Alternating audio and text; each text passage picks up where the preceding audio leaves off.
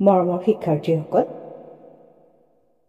পৃথিৱীত দিনৰ পিছত যে ৰাতি হয় আৰু ৰাতিৰ পিছত যে পুনৰ দিন হয়, কিয় হয় বাৰু তোমালোকে জানানে? আহাচোন আজি আমি এই বিষয়ে অলপ আলোচনা কৰোঁ। আমি সকলোৱে জানো যে পৃথিৱীখন ঘূৰণীয়া। এই ঘূৰণীয়া পৃথিৱীখনে দুই ধৰণে গতি কৰে, অৰ্থাৎ দুই ধৰণে ই ঘূৰি থাকে।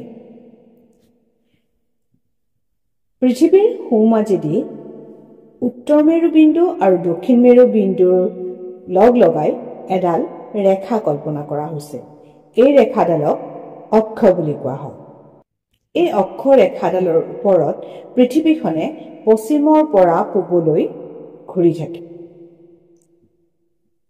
এইদৰে ঘূৰাৰ ফলত পৃথিৱীৰ যিটো অংশত সূৰ্যৰ পোহৰ পৰে তাত দিন হয় আৰু ঠিক তাৰ বিপৰীত দিশে ৰাতি হয়। পৃথিৱীয়ে নিজৰ অক্ষত সম্পূৰ্ণ এক পাক ঘূৰিবলৈ প্ৰায় 24 ঘণ্টা সময় লাগে। আৰু পৃথিৱীৰ এই গতিটোক আহ্নিক গতি বোলা হয়।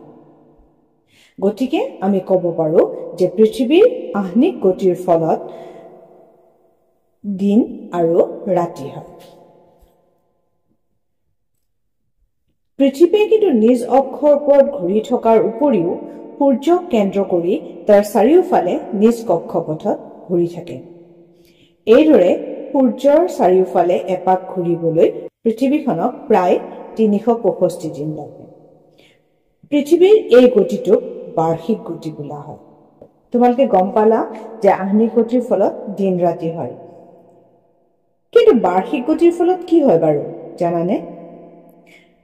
পৃথিৱীৰ বাৰ্ষিক গতিৰ ফলত ঋতুৰ পৰিৱৰ্তন, মানে আমাৰ যি 6টা ঋতু আছে সেই 6টা ঋতু আমি বাৰ্ষিক গতিৰ ফলতহে